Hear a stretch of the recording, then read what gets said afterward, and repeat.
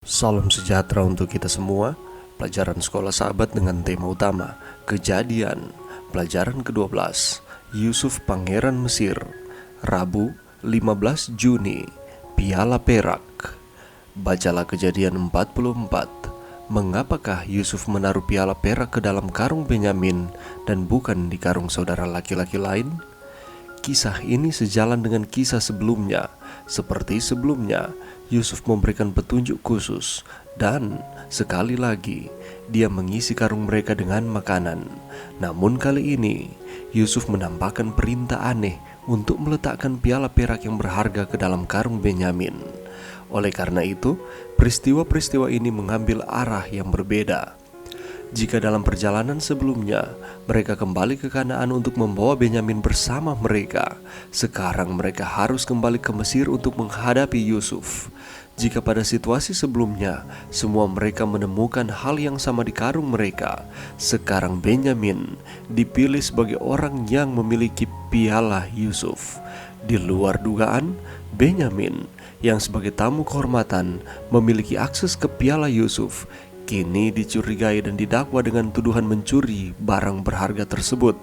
Dia akan masuk penjara. Bahwa Yusuf menggunakan piala perak tidak berarti bahwa dia percaya pada kuasanya. Ia tidak pernah mengaku bahwa ia mempunyai kuasa untuk mengetahui perkara-perkara yang tersembunyi. Tetapi ia ingin agar mereka percaya bahwa ia dapat membaca rahasia kehidupan mereka. Alfa dan Omega Jilid 1 halaman 266.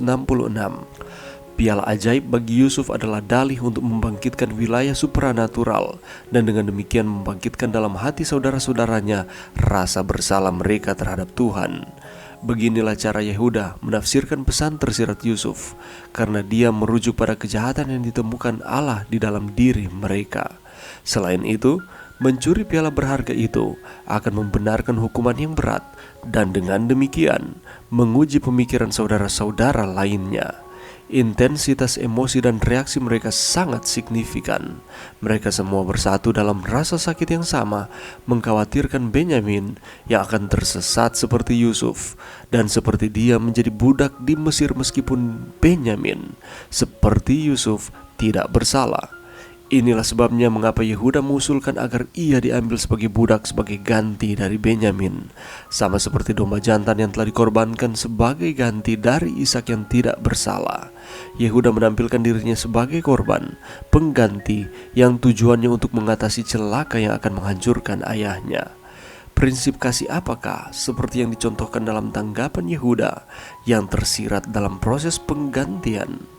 Bagaimanakah kasih seperti ini menjelaskan teologi Alkitabiah tentang keselamatan? Pelajaran yang bisa kita dapatkan pada saat ini, kalau kita membaca di dalam Kejadian pasal 44, di sana dijelaskan bagaimana ketika saudara-saudara Yusuf kembali lagi ke tanah Kanaan dan Yusuf menguji mereka lagi.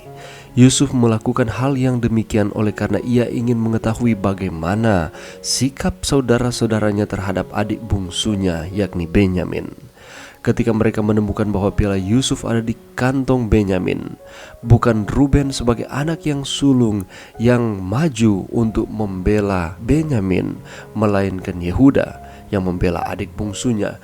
Dari sini kita bisa melihat bahwa Yehuda berani menanggung masalah Benyamin karena masalah itu disebabkan oleh kesalahan dia sebelumnya. Yehuda berani berkata jujur, berubah sikap dan berani mati untuk menanggung kesalahannya.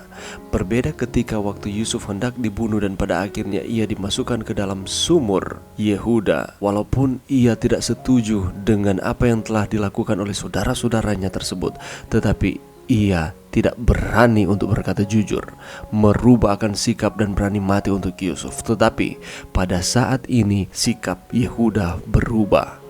Dalam menghadapi situasi seperti itu, Yehuda harus menceritakan semua hal yang nyata yang telah terjadi, terutama janji dia kepada ayahnya untuk membawa Benyamin kembali, karena dia tidak ingin ayahnya begitu menderita setelah kehilangan Yusuf.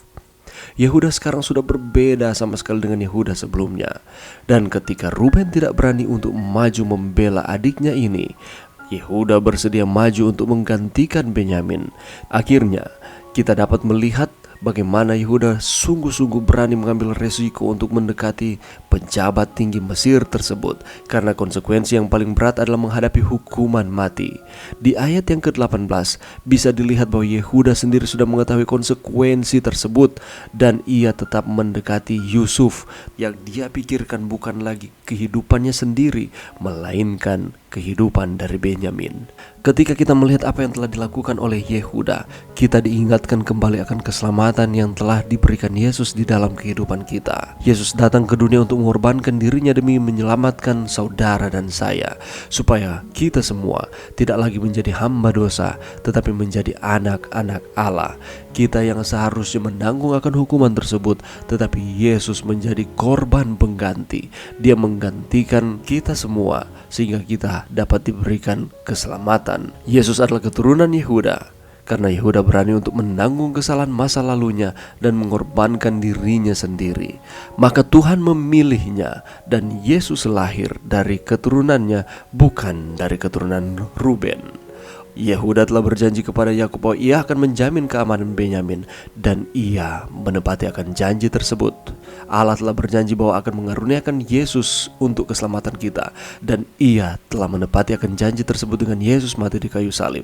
Dan ia terus memberikan janji kepada kita bahwa ia akan terus melindungi dan memberkati kita, menuntun akan kehidupan kita.